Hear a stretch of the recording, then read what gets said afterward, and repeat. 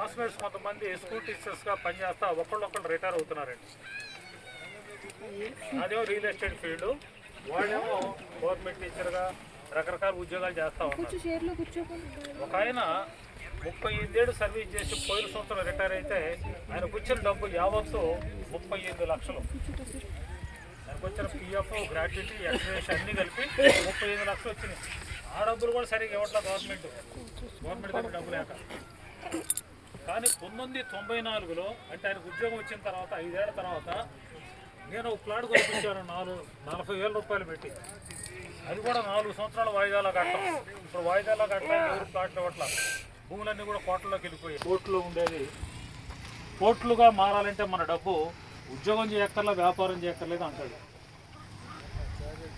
కాబట్టి వచ్చిన మిత్రుల్లో చాలామంది దగ్గర డబ్బు ఉంటుంది. దాన్ని ఎక్కడ పెడితే బెటర్గా ఉంటుందో చాలామందికి తెలియదు. సో మీరు ఎవరినన్నా చూడండి, సినిమా యాక్టర్లను చూడండి, డాక్టర్లను చూడండి, ఇండస్ట్రియలిస్టులను చూడండి, పొలిటీషియన్స్ చూడండి, ఉద్యోగస్తులను చూడండి, వ్యాపారస్తులను చూడండి, ఎవరన్నా చూడండి, ఎవరు చూసినా వాళ్ళు సంపాదించే డబ్బంతా భూమి మీదే పెడతారు. చూడండి, సినిమా యాక్టర్ శోభన్ బాబు గారు చనిపోయి చాలా కాలం అయింది. మరి వాళ్ళ పిల్లలకి కొన్ని లక్షల కోట్ల రూపాయలు ఆస్తి ఇచ్చేళ్ళాడు.